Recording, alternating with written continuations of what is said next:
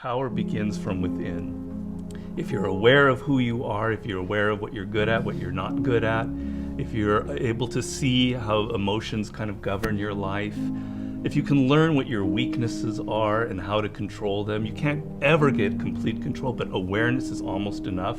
Slowly through this process of knowing who you are and understanding other people and how they operate so you don't make stupid mistakes in life, you can increase that little tiny margin more and more and more, and you will be a person of power. Law number 1 in the 48 Laws of Power is called never outshine the master. And almost every single person in the world has violated that law, myself included. Basically how it works, you're so eager to impress your boss or whomever in your new job that you try so hard that you make him or her feel insecure. Like maybe you're younger and better than they are.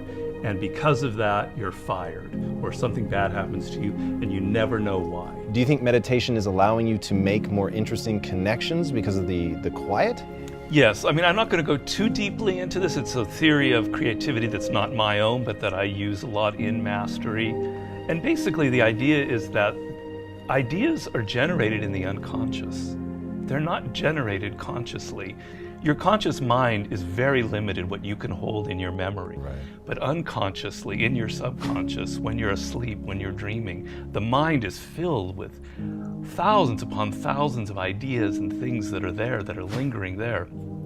And connections are being made all of the time. And occasionally those connections float up to your conscious mind and you have a brilliant idea about how to do something. 1 out of 10 people are like great manipulators.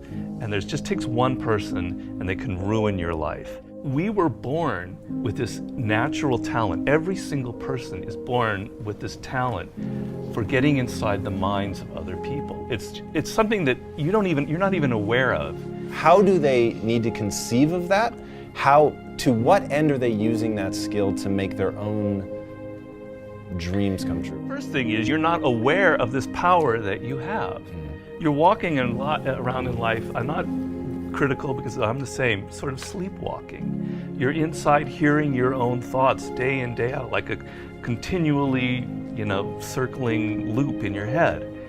And you're not aware of the fact that if you stop that and you look at other people, a world opens up to you. So what's the first component of that world? Nonverbal communication. 95% of what really matters in communication between people is not through words. Words are used to deceive you, to disguise what people are really thinking. What are just a step or two that they can take down that path starting today? The first thing to understand is the most important, and that it is a skill. If you want to play the piano, you can't just sit down and suddenly play. You've got to practice it. You've got to practice it every day. And if you practice an hour a day, you're going to get better at it. Why are children able to learn and an adult can't? The reason is children don't think that they're superior. They don't think that they already understand the world. They're this small. They're weak. They're defenseless. They have to learn or they're going to die. They have to learn how to speak the language. They have to learn what's going on with their parents, or they're literally going to die. Do you have tricks that you use for ensuring that genius does not become a young man's game, that your books truly get better and better over time? Basically, every time I begin a book, I'm deathly afraid of failing. I feel like, it's not going to sell as well as the last book. I'm losing it. I got to go back to square one. Each project, each thing that you do in life, you have to kind of create that feeling in the gut like, I don't know if I'm going to be able to pull it off. I don't know if I can go 12 rounds with Floyd Mayweather this time. I don't know it. The secret really to success in life, I have to say, is retaining, I talk about this in Mastery, is retaining your childlike qualities. If you're completely a child, that's not going to work. Negative capability is rule number 1 for being a creative person. And if you don't follow anything else in Mastery, that would be enough.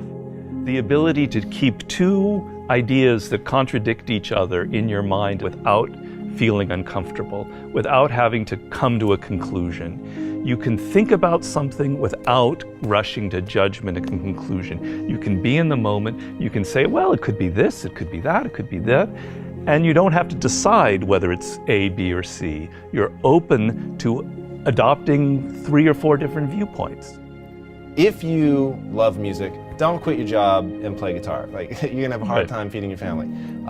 But you have advice for them. What is that advice? Yeah, but people say, live your passion. So these are cliches, and nobody changes their life based on a cliche. You've got to do hard work, and to do hard work, you have to have a roadmap. Somebody has to show you step to get there. Working for yourself, starting your own company, doing what you love should be everybody's goal. The process begins by first knowing what you really love. And believe me, I do a lot of consulting. A lot of people have no self-awareness. They don't even really know what it is that they were meant to do in life. They loved music when they were a kid, but then they got into law or whatever because of their parents, and then they don't know who they are anymore. Well, do I really like music? You got to go through that process first of figuring out what it is that really connects to you in a deep, visceral way, what you loved when you were a kid, what still excites you. Once you go through that and you understand it and you've got some clarity about it, okay, how do I incorporate that in my life? So if you're 23 years old, it's a little easier. I love music, but I'm not a musician because I've not been practicing. I just love music. But I have a real good sense of business. I've been studying business and I have an MBA, etc. Okay, I've got to now find a way to craft a career that combines my knowledge of business and my love of music. And if I follow that and I do it smart and I plan it out, eventually what starts out with more business than music will end up becoming more creative as I get better and better at it. How do you prepare somebody to survive that initial stage of boredom and pain? Well, pain is great. You've got to embrace pain. Pain is pleasure. You've got to make the connection between the physical and the mental. Well, you know that when you're exercising, when you're running or you're working out or whatever, it hurts, but it leads to something pleasurable. You have to be able to translate that to mental things. And if you make that switch in your mind, it is mind-blowing what can happen to you. Who are the most messed up people in the world? Spoiled kids. Kids who are given everything, who have a rich father or mother and they don't have to work or try. They are the most messed up people you'll ever meet. Each person, I make this point in Mastery, is born unique. And it's kind of one of those cliches. Yeah. But there's science to it. The science is your DNA will never be repeated. The way your brain is wired will never be repeated. Your experiences in life, you're one of a kind. And it's an amazing thought if you think about it. Of all of the billions of humans that have lived and will ever live, there will never be anybody who is wired like you are wired. And the problem in life is as you get older, you can become more and more like other people. You spend a lot of your time thinking about what other people like, and you're not aware of what you like. You go into careers because you listen to other people. If you look at all of the brilliant people who've succeeded in life, if you look at a Steve Jobs, you look at an Elon Musk, etc., there's nobody else out there like them. You're never going to be able to pinpoint one other person like them. They are completely unique, and those are the people that end up having power in the world. So if you're going to be able to create that website, that blog, that whatever it is, that startup that is different, that has its own niche and reflects you, something good will happen from it. Control people's perceptions of reality and you control them. It's a great military strategy. Comes from the great Colonel Boyd, who invented what's known as the OODA loop. And he came up with the OODA loop, which means orientation, observation, decision, action. You have to observe what is happening, orient yourself into the context of it, decide what you need to do, and act. We want to believe that there are shortcuts to success. We want to believe we can take a drug or we can do something that'll make it quick and easy. But the truth is, it takes grit. It takes persistence.